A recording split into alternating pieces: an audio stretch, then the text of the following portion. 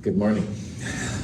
We're going to backtrack a little bit if you were here on Monday and go through some of the slides because I want to show a complete example of going from mass percentages and molar mass into first the empirical formula and then the molecular formula. So again, some of the stuff I did on Monday, but we're just going to repeat it real fast. I did have to share with you, I read something this morning in the Oregonian, and I was amazed. The big fire that's going on campus for Schuylkill, they think it was from an incendiary device, which probably sounds like it was a firework. Oh, chemistry in action. But anyway, never a dull moment and stuff as we all breathe in smoke. I sure appreciate whoever did that. But anyway, just shows chemistry has a power. It can be used for both good and evil. The force comment. And anyway, enough said. Chemistry, real chemistry. On Monday, we talked about boron and hydrogen, this example. And we're talking here about how chemists can find the formula. So if you were ever handed a chemical and they said, what is this? You don't want to drink it or eat it because a lot of the stuff is poisonous. It wouldn't feel good. Acids and bases we talked about, stuff like that. So we're talking about one of the ways that chemists truly get paid, which is finding formulas. So let's say that someone hands you a compound and you know it's got boron and hydrogen in it, and they send it away for analysis, and they find that it's 81.10% boron. Well, we will use this information to find first the empirical formula of the compound and then the molecular formula of the compound. Now, on Monday, we did some comparisons of the molecular formula, EF, and the empirical formula, EF. And one of the examples we looked at was N2O4, dinitrogen tetraoxide. That's the way the chemical actually is in space, if you will, 2 nitrogens and 4 oxygens. The empirical formula is just the smallest whole number ratio of atoms in the formula. So when you figure out an empirical formula, you don't want to use fractions, all right? That's bad in this case for chemists anyway. However, if you divide both of these numbers by 2, the empirical formula would be NO2. So literally the empirical formula, smallest whole number ratio of atoms in the formula. But just like there's an N2O4, we also saw on Monday there's a nitrogen dioxide, a true NO2. These are different compounds. N2O4 is colorless, NO2 has kind of a brown color. So there's quite different reactivities here. NO2 has the same empirical formula because you can't make a 1-to-2 ratio any smaller without going into fractions. And again, in chemistry, we try to stay away from it. So the percentages we're going to talk about here in a second will lead to the empirical formula, and that will be the first step of our analysis of these compounds. And then the way to go from empirical formula to molecular formula is through the molar mass determination. So at this level, scientists have like 2 experiments that they go through. They first send the chemical compound out for elemental analysis, and this tells you if you have boron, hydrogen, uranium, carbon, whatever, all right?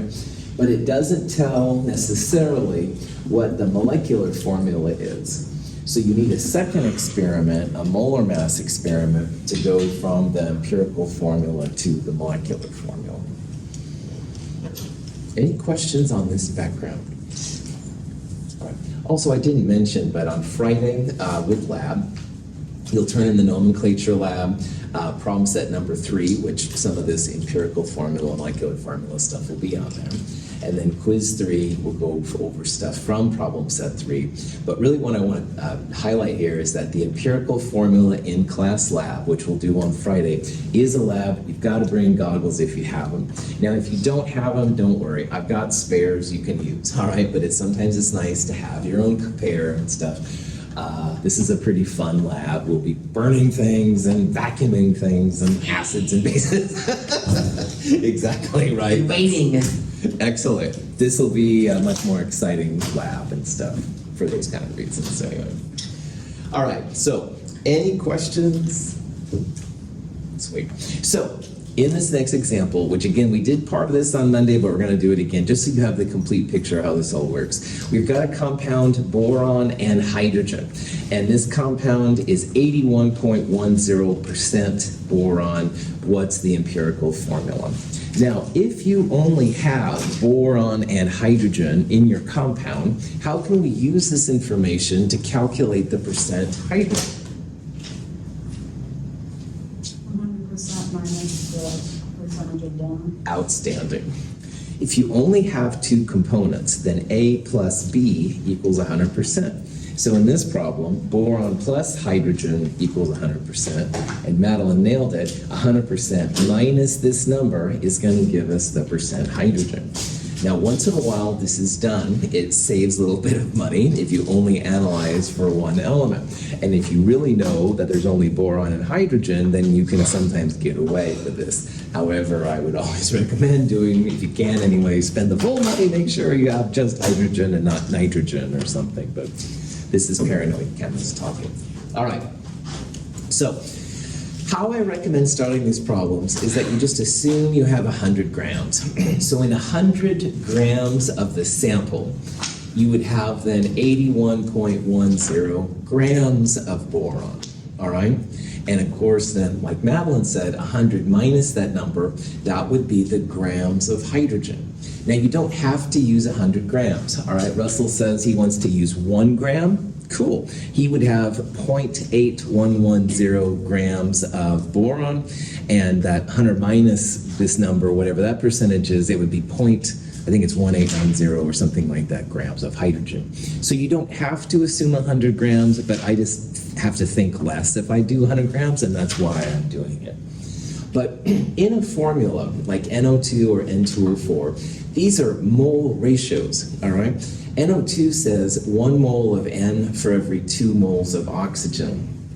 N2O4 says 2 moles of N for every 4 moles of oxygen. So you've got to get your materials into moles right away.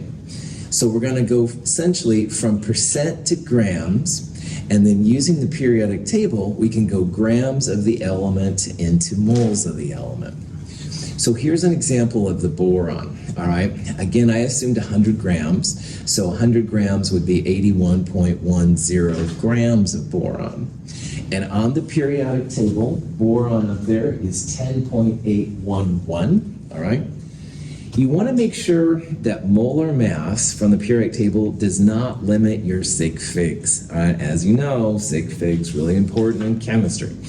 So you don't have to go 10.811. That would be 5 sig figs. You really just need 4 sig figs because that's how many we're starting with, all right? Don't make your molar mass limit the sig figs in your problem. That's the thing.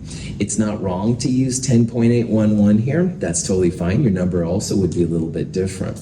But again, like I said, I think on Monday, most of the time I limit my molar masses to the 100th. Most of the time you can get away with that.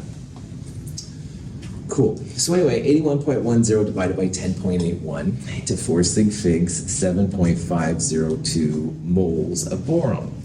And then doing the same thing for hydrogen, all right? 100 minus 81.10 is 18.90% hydrogen.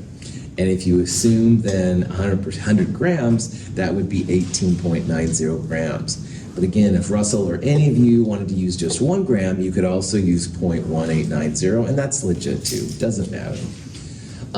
For my number, I wanted to have a molar mass which was 4 sig figs. So notice here that I didn't limit it to the 100th like I did up here. That would be 1.01 grams. I'm not doing it because I want my sig figs to go forward. And if I used 1.01 here, I would only be able to really report 3 sig figs. So I did go to the 1,000th, place, 1.008, in order to keep those sig figs going. Sig figs are very important to chemists, as you can tell. Any questions where either of these numbers are coming from, percentages? So at this point, you could actually make a formula. It's the boron, 7.502 moles, hydrogen, 18.75 moles. And like I said on Monday, that is a formula that works, but it's super ugly. Like NO2, whole numbers, all right? And these are obviously not whole numbers. So the next thing you want to do is just make these some type of whole numbers. And how you can do this is you divide both of these numbers by the smaller value. So 7.502 is smaller than 18.75. So I'm going to divide both of these numbers by 7.502. That then tells us that we're only going to have one boron, and the math will tell us then how many hydrogens we have. So that's what I did right here, all right? 7.502 divided by 7.502 is 1, all right, 1 boron. But 18.75 divided by 7.502 comes out to be very close to 2.5. This happens sometimes with formulas, all right? And boron 1, H2.5 is better than our 7.502 to 18.75 ratio. But you can't have half atoms. You have to have full atoms. So at this point, what you want to do is figure out a way to make this number a whole number. And if we multiply everything through by 2, 2.5 times 2 is 5. So if you do that, then you get a ratio, which is 2 borons for every 5 hydrogens. And that, my friends, is an empirical formula. All right? If you have a compound that's 81.10% boron and 18.9 or whatever the number was percent hydrogen, you're going to get an empirical formula of B2H5, smallest whole number ratio, etc., etc. Any questions on that? Okay. Now, empirical formulas is this column right here. And empirical formulas is a great way of getting to the desired formula. But the problem is, and sometimes the empirical formula is different than the molecular formula. Sometimes it's the same, and sometimes it's different. So we're not done yet, all right? The holy grail, if you will, chapter 2, part 2, is to find the molecular formula for a compound. And that's when we're going to need the molar mass. But I want to talk about a little bit how you go from an empirical formula and a molar mass to the molecular formula. But it is important to realize that your final answer, your molecular formula, will be B2H5 taken once, twice, 3 times, 4 times, something like that. So it could be B2H5, that could be the formula. It could be this taken twice, so it could be B4H10. If we take B2H5 3 times, you get B6H15, 4 times B8H20, etc., etc. So our final answer is going to be B2H5 multiplied by some number. And that's kind of what we're trying to find. It's always going to be a whole number, and that's also really important. These crazy boron compounds bind with themselves in very unusual ways. And in chapter 2, part 1, I said how group 3A, I'm going to once in a while refer to as the twisted metals. Boron, aluminum, and gallium, especially, sometimes indium, they do weird things. And notice how there's these arrows right here? I'm going to talk more about those arrows in a future lecture. But this is something that group 3A does commonly. So you end up with some very interesting combinations of boron compounds. We'll talk more about that later. But first, like I said, I want to share how you go from the empirical formula to the molecular formula with some examples. Now, the second experiment, and it is a second experiment, by the way, the goal of it is to find the molar mass of a compound. And a mass spectrometer, which I showed you some examples on Monday, is a very common device for figuring these kind of things out. So if you have the molar mass of the compound and you have the empirical formula, you can use those two pieces of information to find the molecular formula. And again, that's kind of the cool thing of this section. You will compare the molar mass of the compound, the part you get from the second experiment, to the molar mass of the empirical formula. So for example, if it was NO2, you would count up 1 nitrogen and 2 oxygens. So about 14 plus about 2 times 16, whatever that number is, that would be the molar mass of the empirical formula. This ratio between these molar masses, the one from the experiment and the one from the empirical formula, will always be a whole number. If it's not a whole number, there's probably something wrong with the empirical formula you have or the molar mass calculation. But in your examples, it'll be a whole number, never 1.5 or something like that. So I showed this example quickly on Monday, and I wanted to show it again. This is an example of an organic compound. And organic compounds are crazy how appropriate this stuff is, by the way. But in this example, we have an empirical formula of CH2. All right, so we went through the percentages and found there was a ratio of 2 hydrogens to 1 carbon. The molar mass of the compound, 28.1 grams per mole. And by the way, this is something you'll start seeing. Moles to the -1 in math, like x to the -1 is like 1 over x. So sometimes grams per mole are written this way. Moles to the -1 is like 1 over moles. So this is kind of a snob way, if you will, I guess, to write grams per mole. In Microsoft Word and programs like that, it's hard to write grams divided by moles next to regular text. But this is one way that you can do it pretty easy, especially if you don't like the slash mark in your stuff. So just FYI, if you see this, this is grams per mole. So knowing all this, we're going to find the molecular formula from this information. Now again, what we're going to do, this is the molar mass of the whole compound. We're going to find ourselves the molar mass of just CH2. And this number, the whole compound, divided by this number, the molar mass of the empirical formula, had better be a whole number. 1, 2, 3, 4, something like that. So we got the 28.1 number from an outside experiment, all right, molar mass determination or something like that. To find the molar mass of the empirical formula, you literally just add up the carbons and the 2 hydrogens. Now here I did a nice job with sig figs, and I'll tell you about ways to make this a little easier later. Carbon's 12.01, hydrogen is 1.01 to the 100th, which is what I usually do, like I said, and I multiplied it by 2. So the molar mass of the empirical formula, 14.03 grams per mole. So on this next step now, we're going to compare 28.1 to 14.03. And remember, it should be a whole number. So when you compare 28.01 to 14.03, you get almost exactly a 2-to-1 ratio. Notice, I'm not really paying attention to sig figs here. Oh, bad chemist, I know. But in this case, you don't have to, all right? As long as it's close, and this is definitely close enough for this hand grenade, then 2/1 is the ratio. The ratio's 2. So this 2 tells us that you have 2 CH2 units. So see how this 2 basically just goes right there? And if you multiply this 2 by both of the pieces inside, you get then C2H4, and that is the molecular formula. That's the holy grail for this particular problem.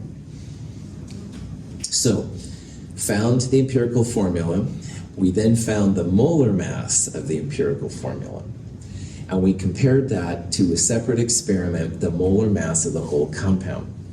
Compound divided by empirical formula should always give you a whole number. All right, make sure that the compound's on top and the empirical formula's on the bottom. Otherwise, in this case, you'd get like 1/2. And you'd be like, oh no. But yeah, make sure like bigger on top, smaller on the bottom, whole compound. And again, in this case, it was 2. So 2 CH2s, C2H4. Any questions on this process? Okay, so this was just an example. I think we left on this on Monday, and this is just, again, kind of showing you how this all works out. There's lots and lots of organic compounds that this is very appropriate for. In this case, we're looking at a compound glyceraldehyde. We don't need to know what exactly it is. However, someone calculated the empirical formula of glyceraldehyde to be CH2O, and another experiment found the molar mass to be 90.08. So the question is, which of these is the molecular formula? Now, before we do any math, which one of these answers doesn't make any sense? E, well done.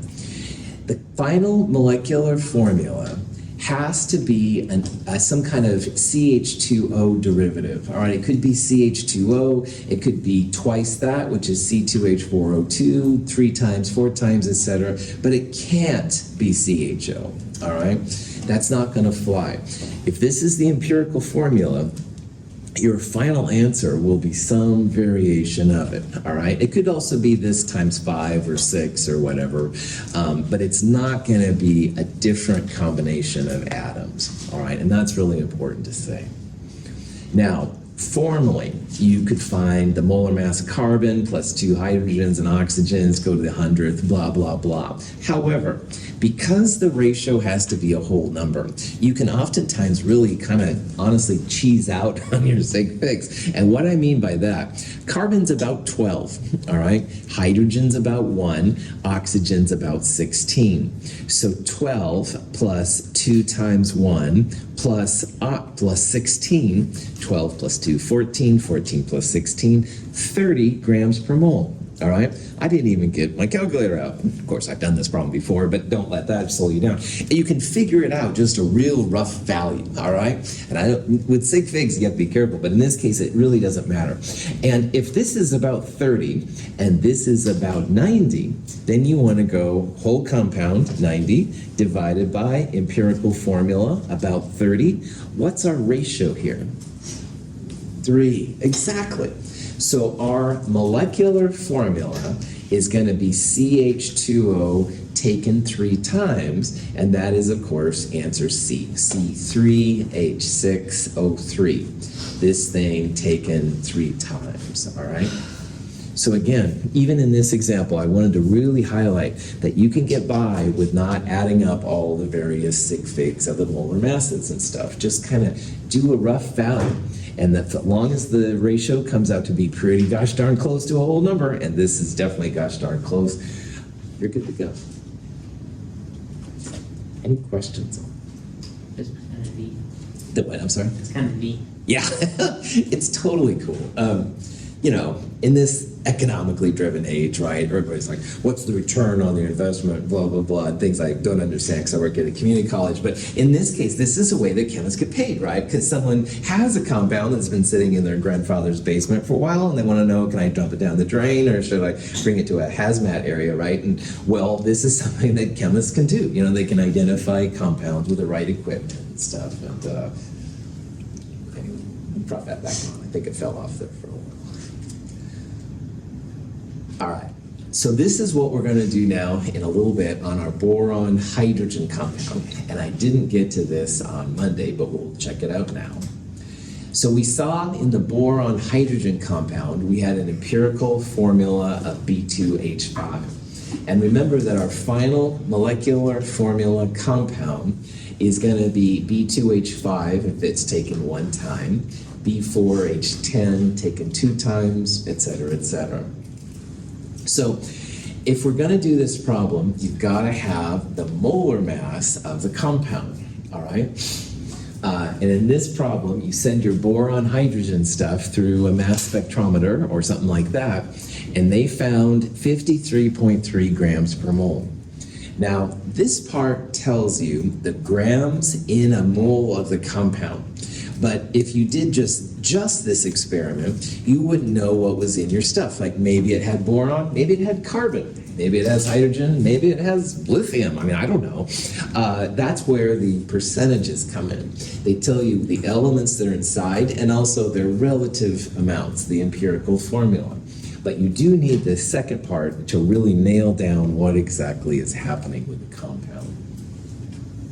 So like before, we're going to find the empirical formula of B2H5, all right? So here's how you can do it if you want to do it fancy, all right? Boron, 10.81, hydrogen to the 100th, 1.01. There's 2 borons, 5 hydrogens, and you add it up and you get 26.67. Now, honestly, boron's kind of hard to do in your head because 10.81, is it 11, is it 10? I guess I'd go to 11. So 11 times 2 would be 22, plus 5, 27. Yeah, that's pretty, actually that works out better than I thought. But anyway, this is the formal way. I think you could do it in your head kind of informally too. And what you want to do, the molar mass of the whole thing, which is this number, divided by the molar mass of the empirical formula. And if you do that with lots of sig figs, you get an answer which is very, very close to 2 to 1. So 2 to 1, that 2 means 2 empirical formula units, 2 B2H5s. You can write it out like this. And if you do that, then that of course means the molecular formula B4H10. So this is again kind of the holy grail in this type of chemistry. You want to find the molecular formula, and that's how you do it. And again, it kind of takes 2 experiments, all right? Percentages, which lead to the empirical formula, and the molar mass, which just tells you how to go from the EF to the MF. Any questions on this? All right. So just as an overview, which is what this is, all right? This is kind of an overview of the process. First, the goal is to find empirical formula. Convert those percentages to grams and then to moles. I love using 100 grams because that way it's easy. So it was 18 point some grams hydrogen and 80 some grams boron. And we turned those into moles, these numbers. We then compared the moles by dividing the bigger one by the smaller one. If there's more than one, divide them all by the smallest one. And in this case, it was a 2.5 to 1 ratio. You can't have half atoms, so you can multiply by 2. B2H5 was the empirical formula. Then what we did a second experiment with our sample to find the molar mass, MM, of the compound. And that came out to be 53.3 grams per mole. We then roughly found the molar mass of B2H5. I did it formally on the last slide. You can kind of guesstimate it and stuff too. It comes out to be a 2 to 1 ratio when you compare the molar mass of the whole compound to the molar mass of the empirical formula. And that 2 to 1 ratio, which will always be a whole number at this point, by the way, is what you multiply the empirical formula by. So you get B4H10. Good to go. Now, Prophet kind of off, Prophet kind of on. This is the classic chemist way to find molecular formulas, to go through empirical formula, molecular formula. There is another way, I call it the math method, all right, where they use the percentages and the molar mass of the whole compound to first find molecular formula and empirical formula. And if you know what I'm talking about, that method does work and you're welcome to use it. There's a reason though why I'm showing you this method, and it has to do with what we're going to look at in chapter 4, part 1, which is after the midterm. So if I had my preference, you'd like nail this method because you'll be good to go in the stuff we're going to look at. But on the other hand, if you want to use what I call the math method, that's fine. I'm not going to talk about it in a lecture because I'd rather you look at this stuff, all right? But if you know what I'm talking about, you do have a green light to use it. Just realize that eventually there's going to be some times where it doesn't work as well. Prop that back on. Questions? Okay. An example of how this can be really helpful is in this example. We have here a compound and we're mixing some tin and some iodine, all right? The tin is kind of a metal and so it looks metallic. Iodine is actually a solid. If you look on the periodic table in this room, iodine is a black compound, a black element, and that means it's solid, all right? And iodine comes in kind of purplish crystals. They're kind of cool looking. When you put iodine in water, it becomes a nice purple color, kind of groovy colors and neat. But anyway, if you mix these two together then, you do end up making a solid. And you can filter the solid from the liquid. You pour it in a funnel like this, and you end up with some nice kind of tin, some kind of a compound, kind of orange crystals. But after you do all this, what is the formula of your tin and iodine compound? Now, like we talked about with the nomenclature, there are some metals where we know their charge all the time. 1A, 2A, and these stairs over here, we know what those are 100% of the time. But all the other metals, which is almost all the transition metals and all the lanthanides and all the actinides, and even several metals under the nonmetals, which includes tin, all right? All of those, we don't know their charges all the time. And you can look up on Google, and tin is oftentimes +2 and +4, sometimes +3, et cetera, but you don't know which one it is. So a process like this, we can use if we take measurements and figure out what the formula of this tin iodide compound is. This is one way to filter a compound from a liquid. We're going to do a fancier version in lab on Friday. We're going to use a vacuum filtration system. Woohoo! And it's kind of cool. This way is totally fine, but the way we're doing it is better. And if you have access to a vacuum, awesome. If you don't, of course, this way you don't need a vacuum. So, and of course, vacuum works, which I tested it last week, and I think it's okay. But anyway, prop that back on again. All right, so let's see how we could use a process like this to find this formula. So in this problem, all right, you definitely, you've got some mass that we had at the beginning, and there was some mass of tin at the end, all right? So notice how we put 1.056 grams of tin in, and at the end, we had some tin left over. Now, what this is implying is that all of our iodine was used up, okay? And this is a process we're going to talk about more in chapter 4, part 1. So in this problem, we're putting tin and iodine in, and we're getting some tin out. So in this problem, all the iodine was used up, and that's going to be helpful to us pretty soon. We're going to call iodine the limiting reactant. It stopped the reaction. Tin was ready to keep going, but there wasn't any more iodine to be used, okay? So in this problem, we're going to find the grams of tin that reacted. We already have the grams of iodine that were used up, and we're going to turn those into moles, compare them in a formula. We'll find out what the empirical formula is. So, in this problem, tin was left over, but we know 1.947 grams of iodine reacted. Well, chemists are obsessed with moles. We got to get things in moles. But first, we need to figure out how many grams of tin actually reacted. So if we started with 1.056 grams of tin, and there's 0.601 grams of tin left, the difference between these will be the grams of tin that were actually used in the reaction. And that's going to be helpful for our formula. Any questions on that? Cool. This Friday, you're going to add zinc to copper. And at the end, your copper, you'll collect the copper out, but there's going to be tin left over. And the tin, you're going to do this process. You're going to have tin before and tin after, and you'll subtract them to find out how much zinc, excuse me, not tin. You're going to find how much zinc was actually used in your reaction. So, for what it's worth.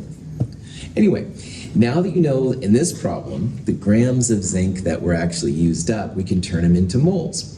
So zinc, thanks, I'm getting zinc and tin mixed up. Sorry, I need more caffeine, I guess. Anyway, in this problem, tin, 118.7 grams per mole. I used 4 sig figs. This is 3 sig figs, so that's fine. I didn't go to the 100th. I was lazy chemist, but that's okay. Gotta keep the sig figs going. So 3 sig figs here, and we are definitely justified in saying 3 sig figs here. So that's 3.83 times 10 to the minus 3 moles of tin, okay? Okay. Now, you can do the same thing with the iodine. Now, at the beginning of this chapter, I talked about the have no fear of ice clear brews, or honkle, briff, or whatever you want to use. But the I in both of those is iodine. So really, this mass of iodine here, it's not just I, it's I2. And I want to bring this back because these crazy 7 diatomics will be really important in the next section that we're going to talk about. So iodine by itself is 126.9 or so grams per mole. But what I did here is I multiplied that number by 2 to get this number, because really it's I2, not just I. So 4 sig figs in, 4 sig figs out, good to go. When you're determining a formula, though, you want to turn the diatomics into individual atoms, because I2 doesn't bind with tin. It's iodine atoms that bind with tin. So I'm going to multiply this number by 2 to get this number, and this is truly the moles of iodine. When it comes to tin, it might take 1 iodine, it might take 2, it might take 3, it might take 4, whatever, it doesn't matter. But you've got to have this as individual atoms. So I broke up the I2 into iodine atoms right here. This is the number now you want to compare to the 10 on the previous slide to figure out your formula. So while iodine comes as a diatomic, in a molecule, you can have any combination. So you could have SNI, you could have SNI2, you could have SNI3, you could have SNI4. You don't have to have 2 iodines with 1 tin, and that's why we're kind of breaking it up here. All right. So, excuse me. Now what we'll do is we'll compare the moles of tin to the moles of iodide we just found out. And that's going to lead us to our formula. So if you look back in the notes, this was the moles of tin, and this was the moles of I. And if you do that, it's almost an exact 4-to-1 ratio, all right? So that means this compound, the empirical formula anyway, SNI4. So 4 -1 iodides means this is a positive 4 tin. Tin 4 iodide is what we made. And that's kind of a cool thing. With ionic compounds, compounds with metals and nonmetals, usually the empirical formula is all you need. The empirical formulas combine in a crystal lattice going 3 dimensions and stuff to make their own kind of wild things. So usually when it comes to the metals and nonmetals, the empirical formula is all you need. But when you've got nonmetals and nonmetals like these over here, or boron, the example we did, or anything like that, then you've got to think about empirical formula and molecular formula. I simply respect chemistry. The chemistry must be respected. I apologize for being so transparent. Breaking Bad, everybody asks me, have you seen it? Yes, I fought it for a long time. I wasn't going to watch it. Chemist's gone bad, stuff like that. I finally watched it. Oh my God, I couldn't stop watching it. So anyway, yeah, I went through the Breaking Bad phase for a while. And anyway, you've got to respect the chemistry, because going to empirical formulas, you got to follow those rules to find it. Empirical to molecular, use the molar mass and stuff. I am being transparent here, unlike Eisenberg and that show. But anyway, I did want to kind of highlight here once again how important these steps are. Yeah. Any questions on any of this silliness? Good. All right. That's actually it for Chapter 2, Part 2, which is totally cool. And let me get out of this really fast. And there we go. What we're going to do now, before we start hitting Chapter 4, Part 1, which I know doesn't make any sense, for Chapter 3 is absorbed by all these different areas, we're going to actually do an exam review. Not this week, but next week, Friday, all right, is going to be the time for Midterm Exam I. And it's basically over the stuff we've looked at so far. Problem sets 1, 2, and 3. If you're using the textbook, which is cool, it's basically chapters 1, 2, and the first part of chapter 3. Like I said, chapter 3 kind of gets absorbed in all these other areas and stuff like that.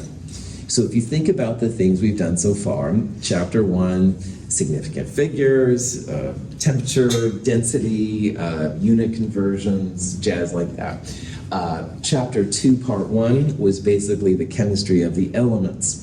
So the history a little bit, but more importantly, using the molar mass from the periodic table to go grams to moles, and then from there you can use Avogadro's number to get to atoms. Also atomic numbers, mass numbers, isotopes, stuff like that. And now just recently, chapter 2, part 2 was really the chemistry of compounds, mixing the elements together. And we talked about naming, which is so important. Then we also did molar masses to go grams of a compound to moles of a compound to molecules of a compound. We talked, of course, about empirical formula, molecular formula, what the percentages mean, how you can calculate them. Those are the kind of things that the first midterm will be over. So I want to just kind of back up a little bit here and then talk about the first midterm, what you're getting yourself into, of course, and we'll talk about all that there. So for this class, section 1 and section H1, my other class and stuff, how this works is when you come to class, you want to make sure you bring your calculator and bring a pencil. You are totally welcome to bring a note sheet, and that's something I should have mentioned earlier. Starting with this quiz, if you want to have a note sheet with you, that's cool. Now your note sheet, 8.5 by 11, no bigger, all right, but it can be double-sided. That's totally cool. And when you make a note sheet, handwritten only, and your handwriting, all right? No one's going to be photocopying one thing for everybody, all right? That's not going to fly. You also have to turn your note sheet in with the quiz or exam. If you want to take a photocopy of your note sheet and so you can have it on a future time, that would be okay. And you could definitely have one for the midterm as well. Yeah. So that's just a normal piece of paper, right? Yeah, exactly. Right. Just checking. Yeah. Totally. Someone already asked me, they had a piece of paper like this, and I was like, no, because our desks couldn't handle it and stuff like that. So keep it in a normal piece of paper. Yeah. Note cards are fine. All right, you can totally do that, but again, you'd have just one note card that way. What about our periodic table? I will give you a periodic table to use, and if you have a periodic table that you're really in love with, let me look at it. On the midterm, I will be a little bit more hardcore because I don't want too many things to be on it, all right? Oh, I just meant like if it was one that you gave us that we just colored. Yeah, so show me the one you want to use, and I can check it out and stuff. Okay. So some people, if you color it, that's awesome. All right, put the metalloids line, absolutely. But if you start writing in like alkali metals and alkaline earth metals or charges, then I get a little bit more nervous. All right, so yeah. Could you, technically speaking, just take the sheet of like that has a periodic table and then write all your notes on it? Let's keep it simpler than that. I'm telling people I don't want anything that's been made on a computer on your sheet. So yeah, so I want just handwritten notes on your sheet. So I'll just take the periodic table, I'll go to the kitchen window, and I'll tape it, and I'll just trace it. Okay, sorry. If you'd like to, that would be fine.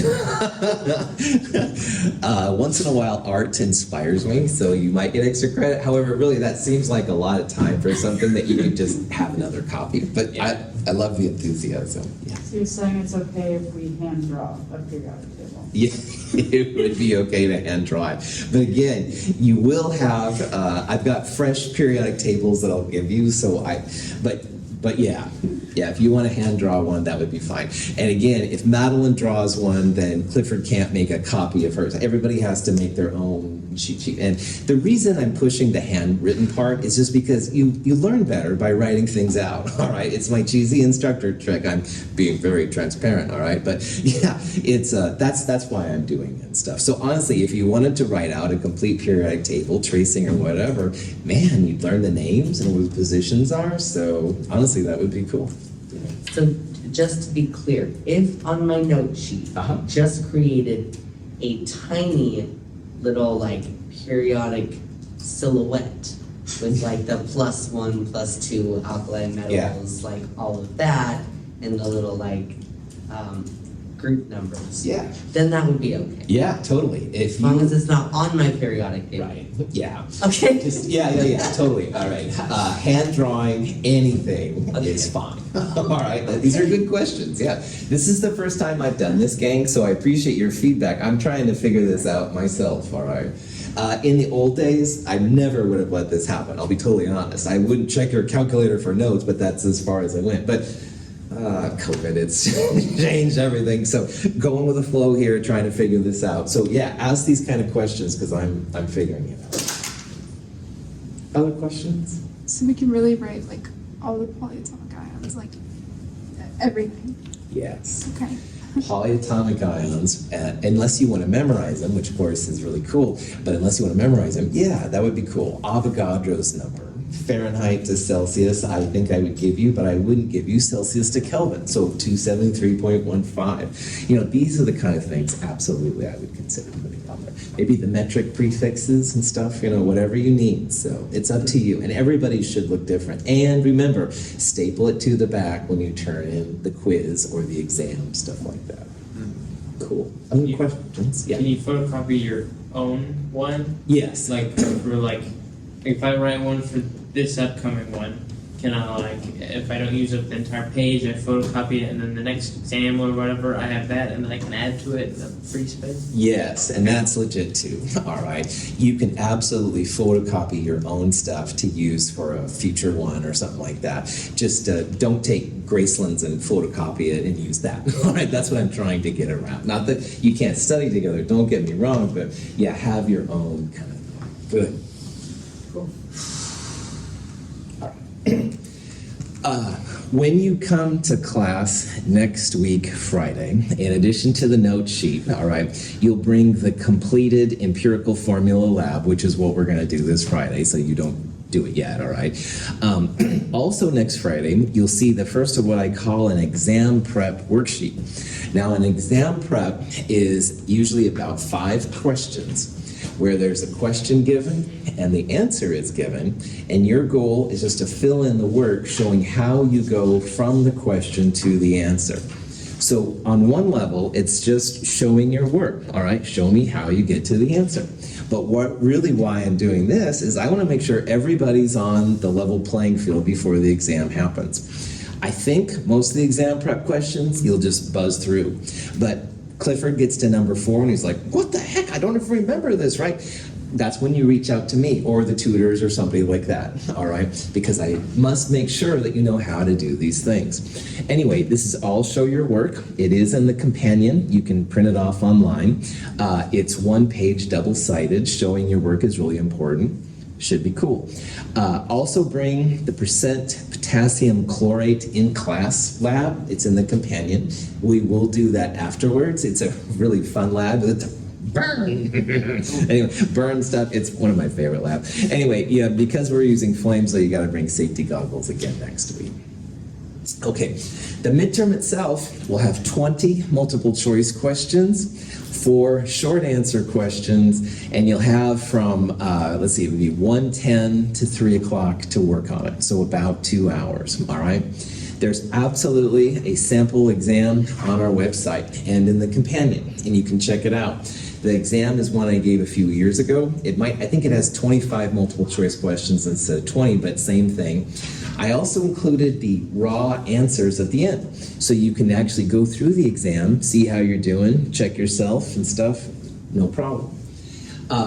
When you get the lab back, which will be the following Friday, there will be a summary sheet included, which is how you're doing in the class as of this time, all right? So when you get it back, you can see how you're doing and stuff like that and be good to go. Any questions on any of this? All right. So I won't do it today, but what we'll do then on starting on Friday is I'll just show you possible midterm exam questions. 5 possible answers. You can use your iClicker, et cetera, et cetera. We'll go over the answers and stuff to see how it works out and blah, blah, blah. Oh, there's the first answer, giving it away. Anyway, you get how this is going to happen. So we'll take some time here to go over these kind of problems, make sure everybody's good to go. Questions? Yeah? How long do you have? About 2 hours. It goes from 1:10 until 3. Oh. All right, we'll start this up on Friday. Have a good day.